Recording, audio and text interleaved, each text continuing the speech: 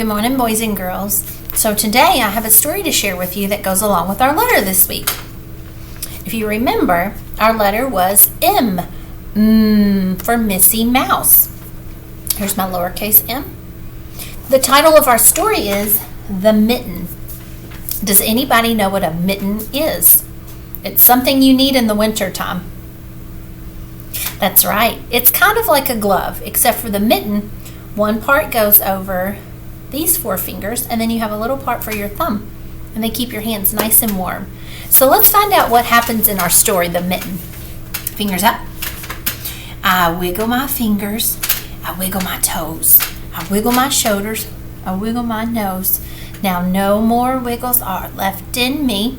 I will sit as still as can be. Turn those listening ears on and tone those voices down so you can hear.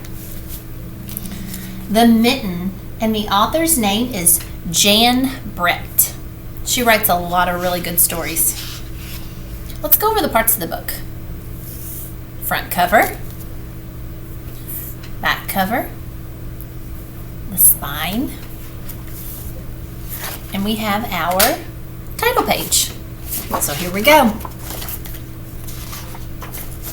Once there was a boy named Nicky who wanted his new mittens made from wool as white as snow.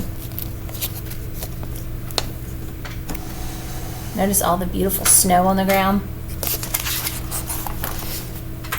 At first, his grandmother Baba didn't know how to knit white mittens. If you drop one in the snow, she warned, you'll never find it. But Nicky wanted snow white mittens, and finally, Baba made them. So here is a mitten, just big enough for your four fingers there and your thumb. After she finished, she said, when you come home, first, I will look to see if you are safe and sound, but then I will look to see if you still have your snow white mittens. So off Nicky went, and it wasn't long until his new mitten dropped in the snow, and he left it behind. Oh no! A mole, tired from tunneling along, discovered the mitten and burrowed inside. It was cozy and warm and just the right size, so he decided to stay inside. So there he goes. A mole is going to get inside his mitten. Look what's coming next. A snowshoe rabbit came hopping on. He stopped for a moment to admire his winter coat. Then he saw the mitten, and he wiggled feet first inside.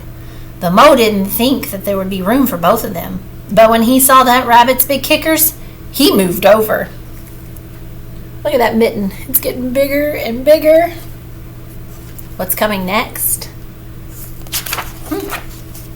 Next, a hedgehog came snuffling along. Having spent the day looking under wet leaves for things to eat, he decided to move into the mitten and warm himself. The mole and the rabbit were bumped and jostled, but not being ones to argue with someone covered in prickles, they made room. That poor mitten's just stretching and getting so big. As soon as the hedgehog disappeared into the mitten, a big owl, attracted by the commotion, swooped down. When he decided to move in, the mole, the rabbit, and the hedgehog grumbled.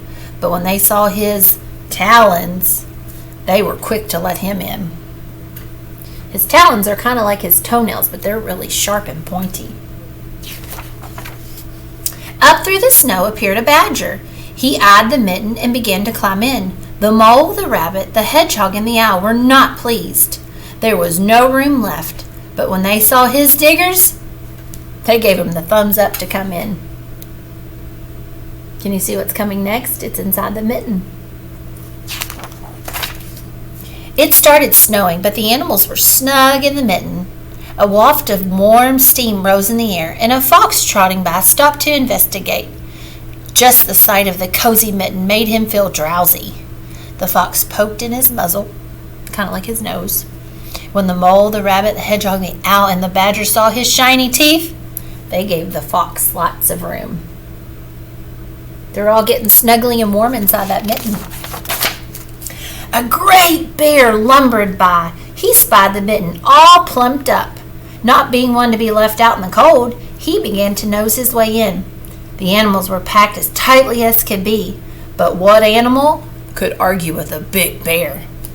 The mitten swelled and stretched. It was pulled and bulged too many sizes, but Baba's good knitting held fast. Look at that mitten. Can you see what's coming next? Wonder what's going to happen. Along came a meadow mouse, no bigger than an acorn. She wriggled inside the space left and made herself comfortable on top of the bear's nose. Uh-oh. The bear, tickled by the mouse's whiskers, gave an enormous The force of the sneeze shot the mitten up into the sky and scattered the animals in all directions. I wonder what happened to Nicky's poor mitten. On his way home, Nicky saw a white shape in the distance. It was the lost mitten silhouetted against the blue sky. As he ran to catch the snow white mitten, he saw Baba's face in the window. First she looked to see if he was safe and sound, and then she saw he still had his 2 white mittens. Look at this one in the air. It's so stretched out. Baba's looking like, what happened? Boys and girls, I hope you enjoyed our story. There will be lots more winter books to come this week. Bye, friends.